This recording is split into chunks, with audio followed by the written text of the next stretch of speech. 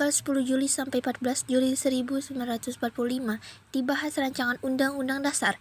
Setelah selesai dibahas, maka sidang kedua BPU PKI telah selesai. Tanggal 6 Agustus 1945, Sekutu menjatuhkan bom atom di Hiroshima. Korban berjatuhan di mana-mana. Tanggal 7 Agustus 1945, BPU PKI dibubarkan dan diganti dengan PPKI dengan alasan tugas BPU PKI telah selesai. Tanggal 9 Agustus 1945, Jepang kembali dijatuhi bom atom oleh Sekutu, tepatnya di kota Nagasaki. Hal ini membuat Jepang kewalahan. Setelah peristiwa pengeboman 3 tokoh Indonesia yaitu Insinyur Soekarno, Dr. Andes Muhammad Hatta, dan Dr. Rajiman Widyodiningrat dipanggil oleh Marsekal Terauchi di Dalat, Vietnam. Di Dalat, Vietnam, Jenderal Terauchi memberikan 3 keputusan, yaitu disetujuinya pembentukan PPKI, pengangkatan Insinyur Soekarno sebagai Ketua PPKI, dan Dr. Andes Muhammad Hatta sebagai Wakil PPKI, serta untuk mendiskusikan keputusan Jepang.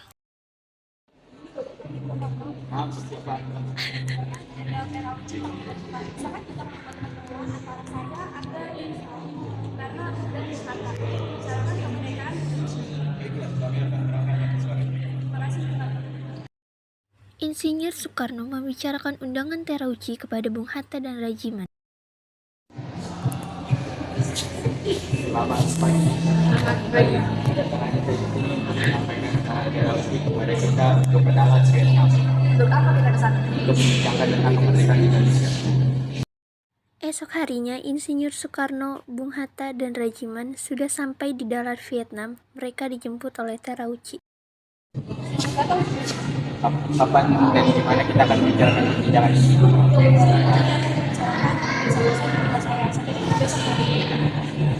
Pagi hari setelah menginap di hotel, Soekarno dan kawan-kawan bertemu Terauchi dan melakukan perbincangan. Kami akan memberikan kemerdekaan kepada bangsa Indonesia sehingga terbentuknya PPKI yang kemarin. Lalu apa sih itu PPKI? PPKI akan membahas semua kelengkapan negara saat proklamasi tersebut. Kapan pelaksanaan proklamasinya? Tak perlu khawatir, kami belum bisa menentukan. Jepang akan memberikan kemerdekaan kepada bangsa Indonesia. Apakah wilayah Indonesia akan seperti wilayah Hindia Belanda? Mungkin bisa jadi wilayah Indonesia akan mengikuti wilayah tersebut. Pertemuan tersebut hanyalah tipuan muslihat dari Jepang untuk membantu bangsa Indonesia tidak berontak. Soekarno dan kawan-kawan pun kembali ke Indonesia. Sebelum pulang, mereka singgah ke Singapura untuk menemui 3 pimpinan PPKI. Soekarno selanjutnya mencari tahu bahwa Jepang telah menyerah pada Sekutu. Hari berikutnya, Soekarno dan kawan-kawan melakukan rapat koordinasi. Bung Karno, Hatta, Rajiman kembali diundang ke Singapura menemui 3 pimpinan PPKI. Dalam perjalanan mereka berbincang. Rasanya saya yakin jika Jepang menyerah kepada Sekutu. Kalau begitu kita perlu diskusi tentang beberapa tokoh yang ada di Indonesia. Lalu siapa saya tokohnya? Baik golongan muda ataupun golongan tua untuk memproklamasikan kemerdekaan Indonesia. Setelah mengetahui kekalahan Jepang dari siaran radio BBC, para pemuda menemui Insinyur Soekarno dan Muhammad Hatta di rumahnya, Jalan Pengangsaan Timur 56, Jakarta, untuk mendesak Insinyur Soekarno dan Muhammad Hatta agar mengumumkan kemerdekaan saat itu juga, dengan Sultan Syahrir sebagai juru bicara. Bung Karno, Jepang sudah kalah. Seharusnya kita cepat memproklamasikan kemerdekaan. Kita tidak bisa begitu saja memproklamasikan kemerdekaan Indonesia. Kita harus membicarakan dalam rapat PPKI. Demikian usaha para pemuda dengan juru bicara Sultan Syahrir untuk membujuk Insinyur Soekarno agar segera memproklamasikan kemerdekaan mengalami kegagalan. Setelah mengalami kegagalan membujuk Bung Karno, maka para pemuda kembali mengadakan rapat dengan Syairul Saleh sebagai pemimpin. Setelah rapat usai, akhirnya diputuskan, para pemuda akan menculik Insinyur Soekarno dan kawan-kawan. Keesokan harinya, tepat dini hari tanggal 16 Agustus 1945, Dr. Andes Muhammad Hatta, Insinyur Soekarno beserta Ibu Fatmawati dan Guntur Soekarno Putra dibawa oleh pemuda ke Rengas Dengklok. Ini apa maksudnya kami Maksud kami adalah agar Bapak segera memproklamasikan kemerdekaan. Saya sudah mengatakan bahwa kemerdekaan Indonesia harus dibicarakan dalam sidang PPKI terlebih dahulu. Serta karena mengucapkan adalah tugas PPKI. Lagi pula Bapak kan ketua PPKI. Bapak tidak mungkin mengambil keputusan tanpa memberikan anggota PPKI yang lain. Sementara terjadi perdebatan di Rengas Dengklok di Jakarta, Wikana atau golongan muda dan Mr. Ahmad Subarjo atau golongan tua melakukan perundingan. Setelah mendapat beberapa kesepakatan, diutuslah Yusuf Kunto untuk mengantar Ahmad Subarjo ke Rengas Dengklok. Coba kita antar ke Rengas Dengklok. Ayo kita segera ke sana, saya rasa di sana akan terjadi perdebatan lagi. Setelah sampai di sana, Mr. Ahmad Subarjo akhirnya menjemput Insinyur Soekarno dan kawan-kawan.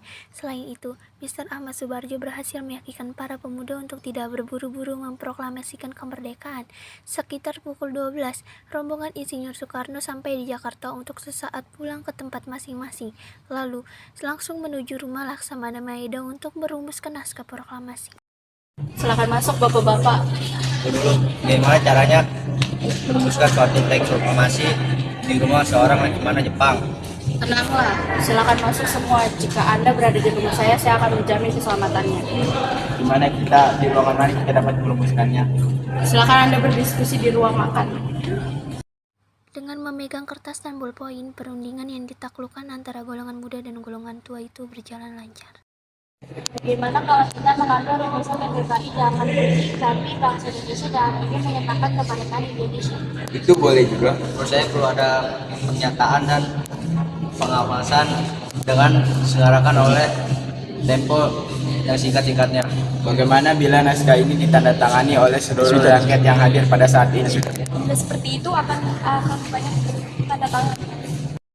Pada tanggal 17 Agustus 1945 di kediaman Insinyur Soekarno, persiapan proklamasi dilakukan oleh Sudiro yang menyiapkan mikrofon sebagai tangan kanan Soekarno. Tepat pukul 10 waktu Indonesia bagian Barat, Insinyur Soekarno membacakan teks proklamasi, selanjutnya dengan pengibaran merah putih oleh Suhud dan Latif Hendraningrat, yang diiringi lagu Indonesia Raya. Dilanjutkan dengan sambutan Wali Kota Suwirjo dan pimpinan barisan pelopor Dr. Muwardi dan Insinyur Soekarno membacakan proklamasi. Proklamasikan bangsa Indonesia dengan ini menyatakan kemerdekaan Indonesia. Hal-hal yang mengenai pemindahan kekuasaan dan lain-lain diselenggarakan dengan cara seksama dan dalam tempo yang sesingkat-singkatnya.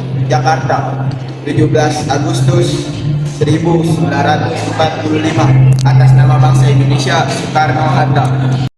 Berita proklamasi menyebar dengan cepat ke seluruh penjuru Jakarta. Setelah itu, teks sampai ke tangan kepala bagian radio Domei, Y dan B, dan memerintahkan F. Woods atau Markonis untuk menyiarkannya. Pada tanggal 18 Agustus, PPKI melakukan sidang yang kedua, dihadiri oleh Insinyur Soekarno, Muhammad Hatta, Rajiman, dan para pemuda. Assalamualaikum warahmatullahi wabarakatuh. Untuk memulai sidang PPKI ini, mari kita menyanyikan Indonesia Raya. Hiduplah Indonesia, Indonesia tanah airku, tanah tumpah di sanalah aku berdiri, jadi pandu Indonesia.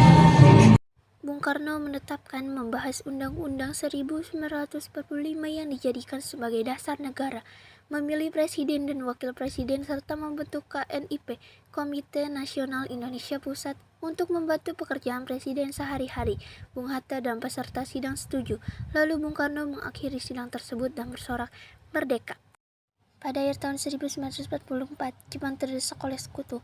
Karena merasa keberadaannya terancam, maka Jepang memberikan janji kemerdekaan kepada Indonesia. Sebagai tindak lanjut janji tersebut, maka dibentuklah BPUPKI, Dokuritsu Junbicho Sakai, pada tanggal 1 Maret 1945 oleh Letnan Jenderal Kumakichi Harada yang bertujuan untuk mempelajari dan menyelidiki hal-hal penting yang berkaitan tentang pembentukan negara Indonesia merdeka. Dr. Rajiman Widyodiningrat dilantik sebagai ketua dan sebagai wakilnya adalah Ichibangase Yoshio. dari Jepang dan Suroso dari Indonesia. BPUPKI pun mengadakan sidang pertama pada tanggal 29 Mei sampai 1 Juni 1945 dengan agenda merumuskan Dasar Negara Indonesia Merdeka. Sidang pertama bertempat di Gedung Chosangiin atau Gedung Pancasila yang dihadiri oleh ketua dan wakil serta anggota BPUPKI yang berjumlah 67 orang. Regimen Ichibangase Suroso beserta para anggota duduk di tempat sidang yang telah tersedia. Regimen pun selaku ketua membuka sidang BPUPKI. Saudara-saudara sekalian, saya ucapkan terima kasih telah memberikan kesempatan untuk menyampaikan gagasan hari ini. Saya ingin menyampaikan gagasan saya tentang dasar negara. Ada rumusan dasar negara yang saya usulkan yaitu peri kebangsaan, peri kemanusiaan, peri ketuhanan, dan peri kerakyatan dan kesejahteraan rakyat. Mengapa saya mengatakan ini? Itu karena fondasi dari dasar negara adalah bangsa di mana bangsa kita ini memiliki kepada sesama yang mencerminkan kemanusiaan, sikap bangsa kita mulai memegang teguh toleransi dalam beragama yang hal ini merupakan cerminan dalam peri ketuhanan dan juga rakyat kita. Ini merupakan tangan yang suka kebersamaan sehingga hal ini dapat mewujudkan kesejahteraan rakyat. Itulah usulan dari saya. Silakan kepada anggota yang lainnya untuk menyampaikan gagasannya. Terima kasih kepada ketua beserta wakil yang telah memberikan kesempatan pada saya untuk menyampaikan pandangan saya tentang dasar negara. Adapun rumusan yang saya usulkan diantaranya 1. Persatuan, 2. Kekeluargaan, 3. Keseimbangan lahir dan batin, 4. Musyawarah, 5. Keadilan rakyat. Demikian gagasan yang saya sampaikan, mohon untuk dipertimbangkan. Terima kasih. Lain untuk menyampaikan dasar negara.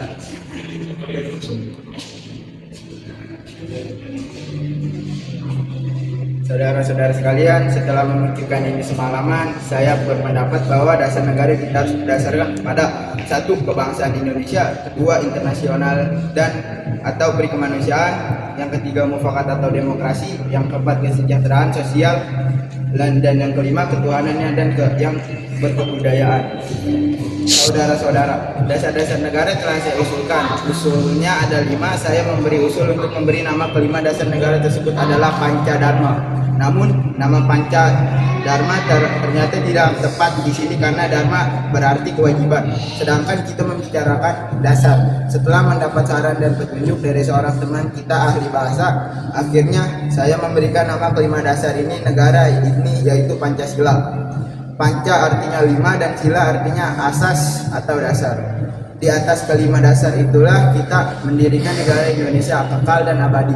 Barangkali ada saudara-saudara yang tidak suka akan bilang yang kelima itu, saya boleh peras sehingga tinggal 3 saja disebut Trisila.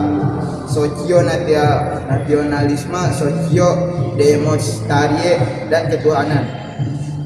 Dan jika saya peras lagi menjadi 1, maka dinamakan socio-nasionalisme. Apakah saudara sekalian setuju dengan usulan saya? Silakan kemukakan pendapat Anda. Terima kasih. Itulah rumusan menurut saya. Saya selaku perwakilan dari para anggota sidang menyatakan setuju dengan nama Pancasila yang disampaikan oleh Pak Soekarno.